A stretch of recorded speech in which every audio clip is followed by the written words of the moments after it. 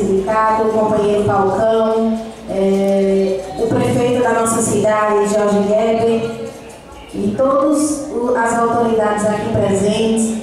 Quero dizer a vocês que esta casa, como já foi dito pela companheira Genilda, estamos os 9 vereadores contra essa reforma da Previdência, que nem debateu bastante bem aqui o companheiro Carlos Veras explicou, deixou bastante explicado aqui todo o mal que essa reforma pode causar à nossa população.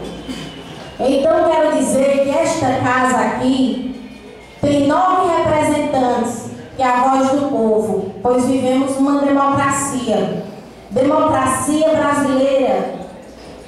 Democracia quer dizer o quê? O governo do povo. E o que a gente está vendo hoje em dia, infelizmente, é um tirano cruel, querendo fazer com que caia nas costas dos pobres a crise brasileira. E isso não é justo. Não podemos deixar na mão deste tirano o futuro de uma nação. Não podemos deixar sem nenhum debate com a população querendo enfiar essa reforma dessa Previdência de goela abaixo sobre os brasileiros, nas costas dos brasileiros, principalmente das classes mais pobres.